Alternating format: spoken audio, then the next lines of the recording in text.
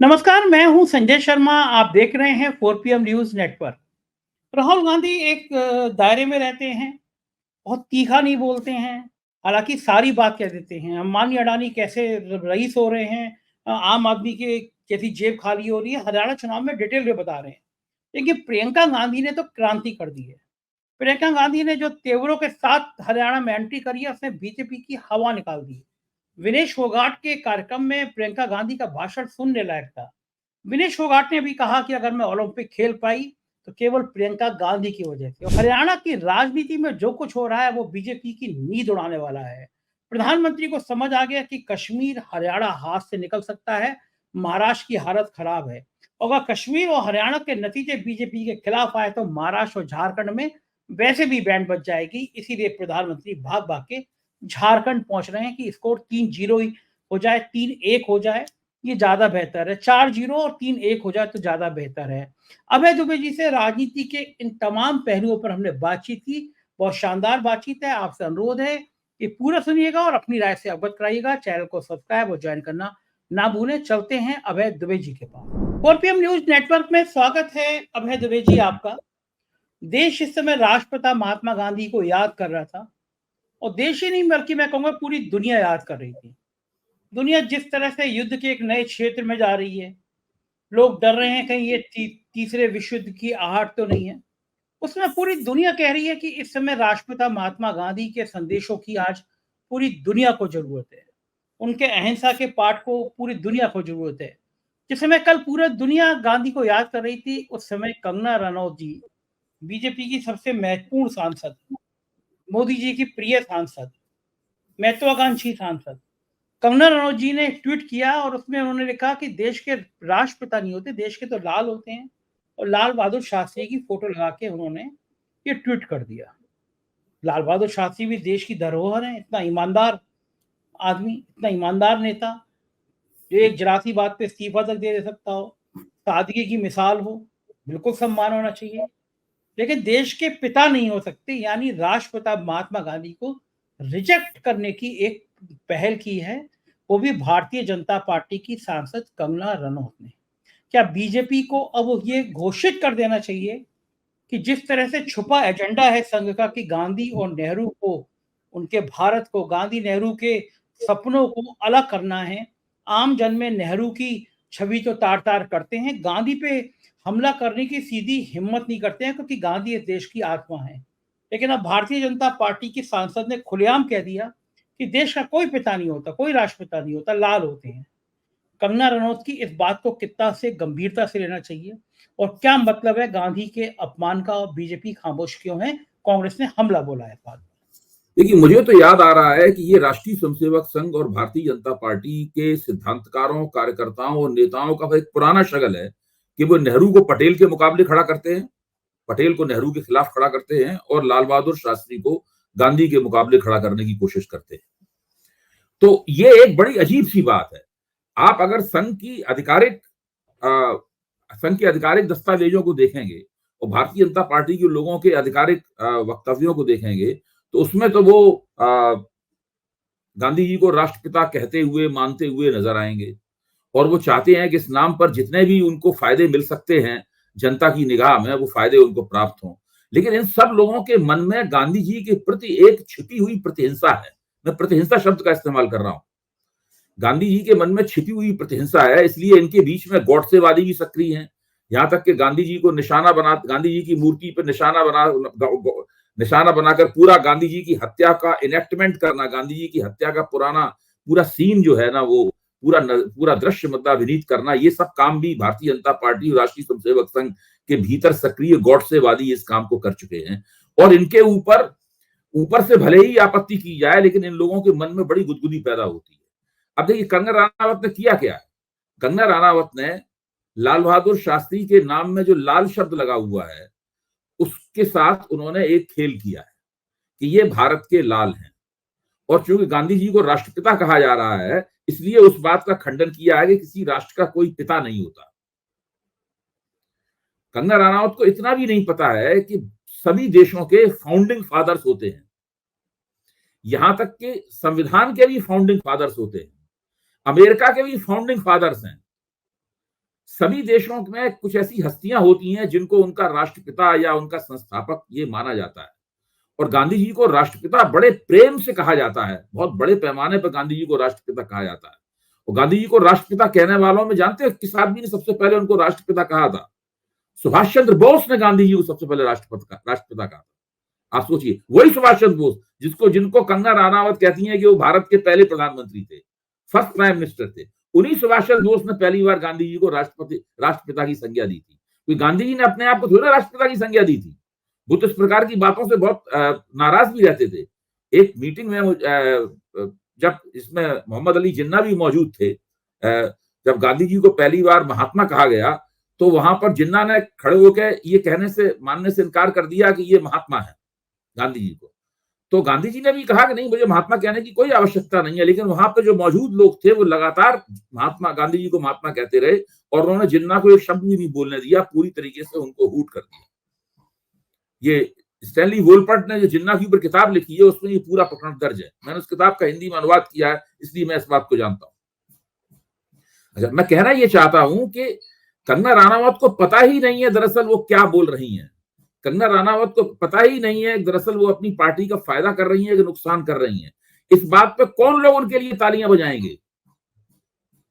इस बात के लिए वही लोग तालियां बजाएंगे जो कि गॉडसेवादी हैं, जो भाजपा और संघ के क्या वो गॉडसेवादियों की चहेती बनना चाहती हैं? ये उनको अपने आप से पूछना चाहिए। ये भारतीय जनता पार्टी के नेतृत्व को कंगना रनावत से पूछना चाहिए कि आप गॉडसेवादियों के साथ में आप अपनी शिनाख्त करवाना चाहती हैं? आप दरअसल चाहती क्या हैं? और भारतीय जनता पार्टी को अब आखिरी तौर पर तय करना होगा कि वो अपनी इस सांसद का क्या करेगी। भाई, जब किसान आंदोलन के बारे में उन्होंने जो वक्तव्य दिया था कि तीनों किसान कानून जो हैं, तीनों कृषि कानून दोबारा वापस आने चाहिए और किसानों को ही इसकी अपील प्रधानमंत्री से करना चाहिए, बाद में क्षमा मांगते हुए, खेद व्यक्त करते हुए उन्होंने एक वीडियो जारी किया, जिसमें उन्होंने कहा, जिस दिन हम लोगों ने चर्चा की थी 4 PM के मंच पर, उसी दिन शाम को या अगले दिन ही उनका वीडियो आ गया था। अब उन्होंने ये जो ट्वीट किया है, ये जो एक्स पे उनका आया है, हो सकता है कि वो कल की तारीख में इसके लिए भी खेद व्यक्त करती हुई नजर आए। वो फिल्मों की दुनिया की है, फिल्मों की बहुत बड़ी मशहूर एक्ट्रेस हैं, और वो उस मशहूर फिल्मी गाने को भूल गई। उस फिल्मी गाने में आज का दिन है बड़ा महान, आज के दिन 2 फूल खिले थे जिनसे महका हिंदुस्तान, 2 फूल खिले थे 2 अक्टूबर के दिन। हम लोग बचपन से इस गाने को गुनगुनाते हुए आए हैं, और ये हालत है इनकी। मतलब आप समझ सकते हैं कि राजनीतिक बुद्धि किस स्तर की है। इसीलिए मैं बार बार व्यंग से कहता हूं कि अभी काफी दिनों तक ये भारतीय जनता पार्टी की सेवा करती रहेंगी। ये चुनाव में क्या इस तरह के बयानों का कोई फर्क पड़ता है? आप महात्मा गांधी का अपमान करेंगे और 2 दिन बाद चुनाव है, 3 दिन बाद चुनाव है, हरियाणा में वोट डाले जाएंगे, तो जो जनमानस है, अभी भी गांधी की इज्जत करने वाले बहुत सारे लोग हैं, गांधीवादी विचारधारा पे चलने की लालसा लिए हुए बहुत लोग हैं, गांधी के सपनों को भारत बनाने वाले बहुत लोग हैं। मैंने जैसे पहले भी कहा कि आज की दुनिया जिस हिंसा के दौर में जा रही है, वहां गांधी बहुत जरूरी हो जाती है। कंगना रनौत के इस बयान का भाजपा पर कितना नुकसान पड़ सकता है? और खासतौर से चुनाव के दौर में पूछ रहा हूं मैं कि जब हरियाणा में 5 तारीख को वोट डाले जाएंगे, तो क्या हरियाणा के लोग याद करेंगे कि भारतीय जनता पार्टी का कोई सांसद ऐसा था जो कहता था कि किसान आंदोलन में वहां लाशें पड़ी थी, महिलाओं से बलात्कार हो रहे थे। वो कह रहा था, कुछ दिनों बाद कहती थी कि वो 3 बिल फिर से आ जाने चाहिए। बाद में जब खंडन भी किया, तो उन्होंने कहा कि मुझे याद रखना चाहिए कि मैं बीजेपी की हूं, तो बीजेपी की विचारधारा की बात करती है। उन्होंने ये नहीं कहा कि उनकी विचारधारा ये नहीं है। उन्होंने ये कभी नहीं कहा कि मेरा मन भी बदल गया कि मैं नहीं चाहती वो बिल आए, यानी मन में तो आपके है कि वो किसानों के बिल आ जाएं। तो ये सारी बातें कितना असर डाल सकती हैं हरियाणा के चुनाव में, जब 2 दिन बचे हैं वोटिंग के लिए? देखिए, हरियाणा के चुनाव का तो फैसला हो ही चुका है और हम लोग उसकी चर्चा भी कर चुके हैं, लेकिन इन चीजों से, खासतौर से जो किसान आंदोलन के ऊपर उन्होंने जो अपना 2 बयान उन्होंने दिए थे, उससे भारतीय जनता पार्टी को हरियाणा के चुनाव में थोड़ा बहुत नहीं, बहुत नुकसान हुआ है। और जहां तक गांधी जी के ऊपर उन्होंने ये जो ओछी टिप्पणी की है, इस ओछी टिप्पणी से जो सार्वजनिक जीवन में सक्रिय लोग हैं, उनके मन में कंगना रनावत और भारतीय जनता पार्टी की छवि को नुकसान हुआ। मैं ये नहीं कह रहा हूं उससे वोट कम या ज्यादा होंगे। किसान आंदोलन वाले चुनाव बयान से तो वोट और कम ज्यादा भी हुए होंगे, इस पे उनको नुकसान हुआ है। देखिए, इन चीजों से पता लगता है कि कितने हल्के लोगों को मोदी जी पसंद करते हैं, कैसे लोगों को टिकट दिया गया है जिन्हें कुछ भी कोई समझ नहीं है, और जो अपना अपना बयान देते हैं और उस बयान के बाद उस पर अड़ते भी नहीं है, उसकी माफी मांग लेते हैं और फिर 3 दिन बाद फिर एक उल्टा सीधा बयान दे देते हैं ताकि फिर से माफी मांगने की जरूरत पड़े तो फिर माफी मांगते हुए नजर आए। देखिए, ये लोग धीरे धीरे ऐसे लोगों को लोग गंभीरता से लेना भी बंद कर देते हैं। एक दिन ऐसा आएगा कि लोग कहेंगे भाई इनके बयान को क्या अभी परसों माफी मांगेंगे ये। तो जिस तरह रोल बैक सरकार है तो ये बयानों को भी रोल बैक करती रहती है अपने। देखिए, बहुत नाराज हैं लोग, मतलब रिएक्ट कर रहे हैं। बीजेपी के अंदर के कुछ नेता हैं, मुझसे नाम लेना उचित नहीं है, व्यक्तिगत बातचीत पे कह रहे हैं कि पता नहीं मोदी जी लगाम क्यों नहीं लगा पा रहे हैं, ये तो बट्टा बढ़ा दे रही है पार्टी का। अगर ऐसी बयान महाराष्ट्र के चुनाव के समय भी इन्होंने 3-4 दे दिए तो बैंड ही बज जाएगी हमारी। तो लोग कंगना के इस महिमा मंडल से बीजेपी के अंदर भी ये बात उठ रही है कि आखिर मोदी जी इनकी जवान पर लगाम क्यों नहीं लगा रहे हैं, क्यों नहीं इनसे कह रहे हैं कि तुम्हें बोलना नहीं है। इनको होना ही चाहिए कि इनको भारतीय जनता पार्टी की तरफ से एक आधिकारिक रूप से कारण बताओ नोटिस दिया जाना चाहिए। तरीका क्या है? भारतीय जनता पार्टी चूंकि ये मोदी जी की चहेती हैं और मोदी जी के प्रभामंडल से जुड़े, प्रभामंडल की चमक से इनका चेहरा दपदपाता है, तो शायद उसी वजह से उनको टिकट वगैरह भी मिला होगा। तो इनको चाहिए कि भारतीय जनता पार्टी को इनके खिलाफ एक अनुशासन की कार्रवाई करनी चाहिए। इनको बाकायदा आधिकारिक रूप से कारण बताओ नोटिस दिया जाना चाहिए, जिसके अंदर इनके वो वक्तव्य, उन वक्तव्यों का जिक्र होना चाहिए कि इन वक्तव्यों को आपने क्यों दिया था, इसके बारे में आप कारण बताइए, वरना आपके खिलाफ अनुशासन की कार्रवाई की जाएगी। उसके बाद ये एक विस्तार से पत्र लिखेंगी संगठन को, जिसमें ये बताएंगे कि हमने ये वक्तव्य क्यों दिए और इन वक्तव्यों पे हम कायम हैं या इन वक्तव्यों के लिए हमने खेद व्यक्त कर लिया है, अपने आप में संशोधन कर लिया है। जब तक लिखत पढ़त में ये बातचीत नहीं होगी और वो बातचीत मीडिया के जरिए प्रोसेस नहीं होगी, तब तक इनकी समझ में नहीं आएगा ये जो कह रही हैं। दरअसल इनको चाहिए कि ये अपना मुंह बंद रखें, ये बोलना चालना, ये सब फिल्मों के बारे में बात करें। इनको राजनीति की कोई समझ नहीं है। ये सोचती हैं कि ये सब कह के ये कोई 6 मार देंगी और इनकी पार्टी को 6 रन मिल जाएंगे एक ही स्ट्रोक में। जबकि दिक्कत की बात यह है कि बार बार अपनी पार्टी को क्लीन बोल्ड करवा रही हैं। ये इनकी नहीं समझ में आ रहा है कि कैसे राजनीति करें। अगर आपको नहीं समझ में आता है तो आप चुप रहिए। अगर आप चुप रहेंगी तो उसको आपकी बुद्धिमानी माना जाएगा।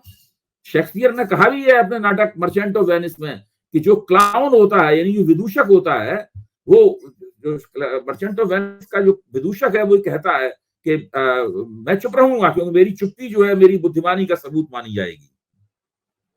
तो इनको चुप रहना चाहिए, मेरा कहना ये है। बात बिल्कुल सही है। अब हरियाणा पे चलते हैं। हरियाणा के चुनाव में प्रियंका गांधी विनेश फोगाट के समर्थन में रैली करने पहुंची और वो शानदार, वो जबरदस्त भीड़ थी। प्रियंका गांधी के तेवर बहुत तीखे थे। मैं बातचीत का सिलसिला आपसे आगे बढ़ाऊं, जरा प्रियंका गांधी का 2 मिनट का भाषण सुनते हैं, फिर आपसे बात करते हैं। आपको मालूम होगा हरियाणा में 30 पेपर लीक हुए हैं, 30। और इसमें क्या होता है, आप पेपर देते हो, पेपर लीक होता है, आपकी भर्ती नहीं होती। आप सोचते हो चलो मैंने पेपर दे दिया, आज नहीं तो कल भर्ती तो होनी है, कहीं और एप्लीकेशन नहीं देते हो। समय गुजरता रहता है, महीने गुजरते हैं, साल गुजरते हैं, आपकी भर्ती नहीं होती, आपको रोजगार नहीं मिलता। रोजगार नहीं मिलता तो नौजवान क्या करता है, भटकता है। आज अगर हरियाणा में ड्रग्स की समस्या है, चिट्टे की समस्या है, तो किस लिए है? क्योंकि बेरोजगारी इतनी हो गई है। और ड्रग्स की माफियाओं को संरक्षण देने वाले कौन हैं? भाजपा की सरकार देती है। आपको बेरोजगार बनाने वाले कौन हैं? भाजपा के नेता हैं जो स्कैम पे स्कैम कर रहे हैं। पूरी लिस्ट है स्कैमों की, जहां आप देखें वहां पे घूस या स्कैम। और आपके लिए कैसी स्कीम लाते हैं मोदी जी और उनके नेता? अग्निवीर जैसी स्कीम कि जाओ शहीद हो जाओ देश के लिए, सरहद पे जाओ, लेकिन अगर शहीद हो जाओगे तो तुम्हारे माँ बाप को पेंशन नहीं मिलेगा, तुम्हें शहीद का दर्जा नहीं मिलेगा। 4 सालों के लिए जाके घर वापस आ जाओ, 4 साल के बाद फिर से बेरोजगार बन जाओ। ये तोहफा मिल रहा है आपको अपनी वफादारी के लिए और इस बात के लिए कि आपने अपने बेटों को शहीद किया इस देश के लिए। सुना आपने अभय दुबे जी कितनी तेवर में थी प्रियंका गांधी और कह रही थी कि ये हाल है इस समय हरियाणा का, ड्रग्स की खपत बढ़ गई है, बीजेपी के लोग ड्रग्स को संरक्षण दे रहे हैं, नौजवान हताश हैं। प्रियंका गांधी के जो तेवर हैं, विनेश फोगाट ने कहा भी अगर प्रियंका गांधी नहीं होती तो मैं ओलंपिक खेलने नहीं जा पाती। प्रियंका गांधी का बहुत बड़ा रोल है। जो राहुल गांधी ने कल बयान दिया कि मैंने शेरों को, कांग्रेस के शेरों को एक साथ कब शेर आ गए, तो बीजेपी की जो धार थी वो राहुल गांधी ने, प्रियंका गांधी ने क्या हरियाणा में किस हद तक कुंद कर दी। इन दोनों भाई बहन की जोड़ी को आप क्या मानते हैं, हरियाणा में कितना बड़ा गेम चेंजर ये दोनों भाई बहन होगा, क्योंकि कहीं कांग्रेस में फूट नहीं पड़ने थी इन लोगों ने। देखिए, राहुल गांधी और प्रियंका गांधी की जो भूमिका है, अभी इस भूमिका के राजनीतिक उपयोग का आकलन अभी बाकी है। अभी किसी ने व्यवस्थित रूप से इस भूमिका का आकलन नहीं किया है। मैं मोटे तौर पर इन बातों के बारे में सोचता हूं और मैं ये मानता हूं कि प्रियंका गांधी की भूमिका, राहुल गांधी की भूमिका तो यह है कि वो कांग्रेस को उन्होंने राष्ट्रीय मंच पर एक बार फिर स्थापित कर दिया है और उनकी अपनी ब्रांडिंग भी हो रही है राहुल गांधी की, और कांग्रेस की ब्रांडिंग भी हो रही है उसके साथ में। खास बात यह है कि दोनों की ब्रांडिंग अलग अलग है, लेकिन दोनों की ब्रांडिंग एक दूसरे को मजबूत कर रही है। इस बात को मैं पहले भी कह चुका हूं। प्रियंका गांधी की भूमिका यह है कि भले ही उनके पास कोई सुपरिभाषित किस्म का दायित्व ना हो, लेकिन वो सारे देश में घूम घूम कर कार्यकर्ताओं को ऊर्जस्वित करती हैं, कार्यकर्ताओं के अंदर विचारोत्तेजना पैदा करती हैं, उनके अंदर जोश भरती हैं और कार्यकर्ताओं के साथ में उनका तादाद में अच्छा है, ये हम लोग पहले से जानते हैं। और सबसे बेहतर मुझे उनकी भूमिका लगी थी जो उन्होंने किशोरी लाल शर्मा के अमेठी चुनाव में निभाई थी। उसको आपको भी याद होगा संजय जी कि प्रियंका गांधी ने कितनी जबरदस्त भूमिका निभाई थी उसमें। जो स्मृति ईरानी की पराजय हुई है उसमें प्रियंका गांधी की बहुत प्रभावशाली और उल्लेखनीय भूमिका रही है। तो अभी राहुल गांधी की भूमिका तो स्पष्ट हो गई है, अभी उसमें निखार आएगा, लेकिन साथ में प्रियंका गांधी की भूमिका अभी सुपरिभाषित भी होगी और उसमें बड़े पैमाने पर देश में निखार भी आएगा। मुझे लगता है कि जब इसकी योजना है कि वायनाड से जब वो चुनाव लड़के दोबारा सांसद हो जाएंगी, वो भाई बहन दोनों ही संसद में पहुंच जाएंगे, उसके बाद में कांग्रेस का जो लोकसभा के अंदर भारतीय जनता पार्टी और नरेंद्र मोदी के ऊपर जो हमला होगा, आप देखिएगा कि उस हमले के अंदर एक नई धार पैदा हो जाएगी प्रियंका गांधी के वहां से, क्योंकि प्रियंका गांधी एक बहुत ही बेहतरीन वक्ता है। राहुल गांधी की एक खास शैली है जो उन्होंने विकसित की है, जिसमें वो एक शुरू में एंग्री यंग मैन के तौर पर नजर आते थे, आजकल वो एक तपस्वी नेता की तरह नजर आते हैं। इसमें वो लगातार सोच के बोल रहे हैं, उनकी ये शैली होती है बोलने की, ये अपने में तन्मय होकर बोलते हैं। जबकि प्रियंका गांधी जो है वो भारतीय जनता पार्टी के साथ जिरह करती हैं, वो सवाल उठाती हैं और भारतीय जनता पार्टी के सवालों का तुर्की बतुर्की जवाब देती हैं और बदले में पलट के उन सवालों को पूछती हैं। जैसे कि वो हरियाणा में जब जाती हैं तो एक भाषण में उन्होंने कहा कि प्रधानमंत्री आते हैं, 45 मिनट तक भाषण देते हैं और 45 मिनट में करीब 30 मिनट तो वो हमारे परिवार की निंदा करते रहते हैं। उन्हें आपको हमारे परिवार की निंदा करने के लिए थोड़ी ना आप उनकी मीटिंग में जाते हैं सुनने के लिए। तो ये प्रियंका गांधी की बहुत कांग्रेस के लिए उनकी उपयोगिता भी और भी बढ़ेगी और स्पष्ट होगी। अगर ये सवाल मैं पूछूं कि आपसे कि राहुल गांधी और प्रियंका गांधी में से जनता को पहली नजर में कौन ज्यादा प्रभावित करता है, किसके भाषण जनता को ज्यादा समझ में आते हैं, और खास तौर से जो नौजवान पीढ़ी है हरियाणा में, क्योंकि नौजवानों का गुस्सा बहुत है और लोग मान रहे हैं कि नौजवानों का गुस्सा कुछ चेंज ला सकता है, कोई बात कर सकता है। तो अगर मेरा सवाल ये हो कि भाई बहन की जोड़ी में कौन ज्यादा प्रभावित करता है, तो आपको क्या लगता है? मुझे लगता है कि नौजवानों को दोनों ही बहुत प्रभावित करते हैं। देखिए, दोनों की उम्र में कोई बहुत लंबा चौड़ा फर्क नहीं है। वो दोनों ही युवाओं की श्रेणी में आते हैं, युवा नेताओं की श्रेणी में आते हैं और दोनों ही नौजवानों को प्रभावित करते हैं। प्रियंका गांधी जाहिर है महिला होने के नाते बड़े पैमाने पर लड़कियों और महिलाओं को वो प्रभावित करती हैं, और राहुल गांधी समाज के हर वर्ग को अपील कर रहे हैं। और राहुल गांधी की जो लोकप्रियता है उसको लोग नरेंद्र मोदी के मुकाबले रखकर देखते हैं। प्रियंका गांधी की लोकप्रियता जो है वो नरेंद्र मोदी के मुकाबले रखकर नहीं देखी जाती, लेकिन वो इस पूरी होड़ से स्वतंत्र होकर उनका भी राजनीतिक ग्राफ तेजी के साथ बढ़ रहा है और मैं ये मानता हूं कि कौन बेहतर है, कौन कम बेहतर है, कौन ज्यादा बेहतर है, इस प्रकार की तुलना हमें करनी नहीं चाहिए, क्योंकि ये दोनों की जुगलबंदी है, दोनों एक दूसरे के साथ में जुड़ते हुए और एक दूसरे को मजबूत करते हुए आगे बढ़ रहे हैं। हरियाणा में मनोहर लाल खट्टर का पोस्टर से फोटो गायब है और ये बहुत बड़ा अब धीरे-धीरे मुद्दा बन रहा है कि 9 साल तक जिसने शासन किया वो गायब हो गया। इस घटना का कोई रिएक्शन आपको लगता है ज़्यादा होगा, फ़ायदा होगा, नुकसान होगा? देखिए, हरियाणा का बीजेपी के जितने भी कार्यकर्ता हैं, जिन उम्मीदवारों को टिकट मिला है और जिन्हें टिकट नहीं मिला है, उन सबके मन में एक सवाल है। इस सवाल को वो बोल नहीं सकते, कह नहीं सकते कि आखिरकार मनोहर लाल खट्टर को जब हटाया गया था तो उनके कहने पर टिकट क्यों बांटे गए। शुरू में तो ये छवि बनी थी कि मनोहर लाल खट्टर ही हरियाणा में चुनाव की बागडोर संभाले हुए हैं पर्दे के पीछे, ये छवि बनी थी। फिर जब मनोहर लाल खट्टर ने कुमारी शैलजा को भाजपा में आने का निमंत्रण दिया और उसके जवाब में शैलजा ने कहा कि जिस तरह मेरे पिता की अर्थी पिता की अंतिम देह कांग्रेस के तिरंगे में लपट कर गई थी, उसी तरह मैं भी चाहती हूँ कि मैं भी अंतिम रूप से तिरंगे में लिपट कर जाऊं। इसके बाद में भारतीय जनता पार्टी में असंतोष का जो गुब्बारा फूटने से बच रहा था, उस दिन फूट गया और लोगों ने ये पूछना शुरू कर दिया कि मनोहर लाल खट्टर को इस प्रकार का वक्तव्य देने की क्या आवश्यकता थी। इस वक्तव्य से वो पार्टी शर्मसार हुई है। उसके बाद से ही मनोहर लाल खट्टर को बिल्कुल सामने से हटा दिया गया। अब मुझे नहीं पता कि वो हरियाणा के चुनाव पर पीठ छुपकर क्या असर डाल रहे होंगे। ये कुछ हरियाणा किसी बिल्कुल अंदरूनी मामलों की जानकारी रखने वाले किसी पत्रकार से पूछना होगा कि भाई ये आखिरकार क्या असर डाल रहे हैं। मैं तो मान नहीं सकता हूं कि मनोहर लाल खट्टर इस वक्त हरियाणा के चुनाव में पूरी तरीके से निष्प्रभावी हो गए। भले ही उनकी तस्वीर नहीं है, भले ही उन्हें प्रधानमंत्री के साथ मंच पे नहीं बैठने दिया जाता, लेकिन निश्चित रूप से कुछ ना कुछ तो कतर में और वो पीछे से कर रहे होंगे, क्योंकि वो मान नहीं सकते इस बात को। बिल्कुल ठीक बात है। महाराष्ट्र में एक घटनाक्रम में शरद पवार सुप्रीम कोर्ट गए हैं।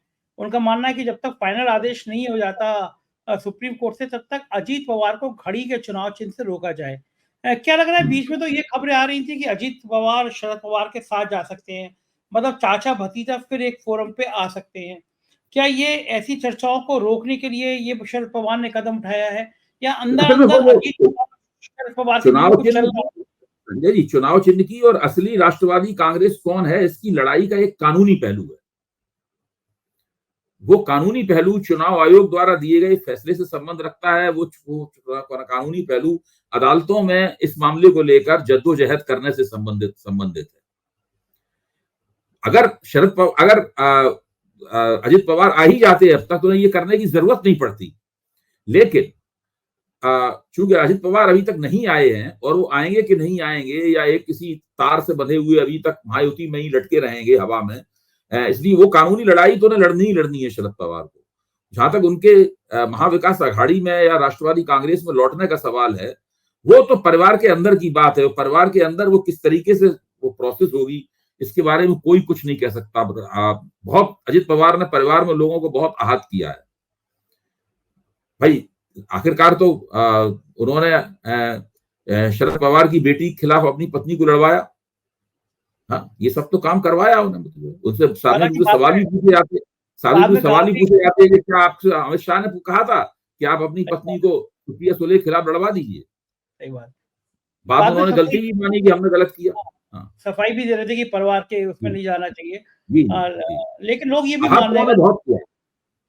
लोग ये भी मान रहे हैं कि अगर शरद पवार और अजीत पवार एक हो गए तो बैंड बच जाएगी। मतलब ये इतनी जबरदस्त तरीके से ब्रांडिंग होगी कि बीजेपी की मुसीबत हो जाएगी अगर दोनों एक हो गए तो।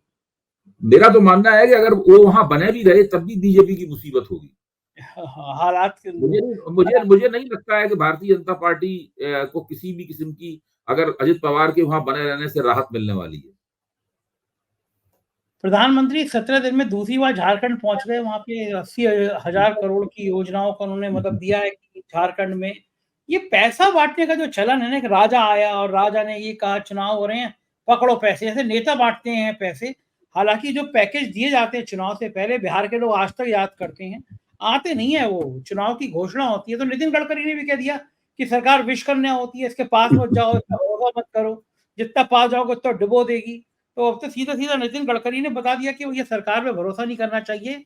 और इस बीच में प्रधानमंत्री झारखंड में जितनी मेहनत कर रहे हैं, क्या माना जाए कि प्रधानमंत्री को भी लग रहा होगा कि नहीं स्कोर 3 जो आप जो कहते हैं कि 3-0 चल रहा है, कहीं 4-0 हो गया तो मेरा झोला तो उड़ जाएगा, तो झोला बचाने के लिए कम से कम झारखंड तो बच जाए। भारतीय जनता पार्टी के अंदर और बाहर कुछ रणनीतिकारों का मानना है कि झारखंड का चुनाव एक ऐसा चुनाव है जहां भारतीय जनता पार्टी और झारखंड मुक्ति मोर्चे के बीच में तकरीबन बराबर की टक्कर है। मतलब हरियाणा की तरह मामला एक तरफा नहीं है, जम्मू कश्मीर की तरह जिस तरह से जम्मू कश्मीर में लगता है कि भाजपा के यहाँ से चुनाव निकल गया, हरियाणा में भी चुनाव निकल गया, लेकिन झारखंड में इन लोगों को कुछ उम्मीद है, इसलिए ये झारखंड बार बार जा रहे हैं। मैंने पिछले एक कार्यक्रम में आपसे अपील की थी कि आप एक ट्रैकर चलाइए, उस ट्रैकर में ये हो कि भाई इन्होंने कहां कितनी योजनाओं का ऐलान किया, और उस ट्रैकर के शुरू में वो क्लिप होना चाहिए। इसमें बिहार के एक मीटिंग में नरेंद्र मोदी कह रहे हैं कितने रुपए दे दूं, 200 करोड़ दे दूं, 300 करोड़ दे दूं, 500 करोड़ दे दूं, 1000 करोड़ दे दूं। वो एक क्लिप है ना इनका, वो क्लिप आसानी से मिल जाएगा, वो वाला क्लिप चलाइए और उसके बाद में इनका ट्रैकर चलाइए कि इन्होंने पिछले 10 साल में इतनी जगहों पर इतने 1000 करोड़ रुपए की योजनाओं का ऐलान किया है और वास्तव में उन योजनाओं का क्या हुआ। तो ये इससे इनकी बड़ी पोल खुलेगी इन लोगों की। और नेता लोग जो झूठ लगातार बोलने के आदी हो जाते हैं ना, जब उनके इस तरीके से उनका ऑडिट होने लगे, उनके बयानों की जांच पड़ताल होने लगे, तब उनको बहुत मुश्किल आती है। नरेंद्र मोदी भी इस मुश्किल में बुरी तरीके से फंसेंगे। बिल्कुल ठीक बात है कि ये जो हालात है चुनाव से पहले, वैसे तो कहते हैं कि रेवड़ी बांटते हैं, विपक्ष के नेताओं पे हमला करते हैं, रेवड़ी बांटते हैं, और खुद ये अगर चुनाव की रेवड़ी नहीं है अभय जी, तो और क्या चीज है, ये रेवड़ी तो है। देखिए, हम लोग कुछ भी कहते रहे, आप क्या समझते हैं हम लोग कहते हैं उनके ऊपर असर होता है? जब बहुमत खोने का उस व्यक्ति के ऊपर असर नहीं हुआ, इतने विधानसभाओं के चुनाव हार चुके हैं, उनके ऊपर असर नहीं हुआ। जब सी वोटर ने अपना मुख्यमंत्रियों पर ट्रैकर चलाया था और उसमें पता लगा था कि सबसे ज्यादा घटिया मुख्यमंत्री मनोहर लाल खट्टर हैं, और या योगी आदित्यनाथ भी घटिया मुख्यमंत्रियों की लाइन में आते थे, तब दोबारा फिर उन्होंने मोदी खट्टर साहब को भी दोबारा मौका मिल गया मुख्यमंत्री बनने का, और योगी आदित्यनाथ को भी दोबारा मौका मिल गया मुख्यमंत्री बनने का। कोई कुछ भी कहता रहे, कोई एजेंसी कुछ भी कहता रहा है, कोई भी विश्लेषक कुछ कहता रहा है, उनके ऊपर कोई असर नहीं पड़ता। बिल्कुल ठीक बात है, राजनीति का शायद यही रूप होता है। बहुत बहुत शुक्रिया अभय जी, आपने हमें इतना कीमती समय दिया। तो ये थे अभय दुबे जी, और मुझको यकीन है आपको ये बातचीत पसंद आई होगी। अपनी राय से अवगत कराइएगा। शुक्रिया, थैंक यू।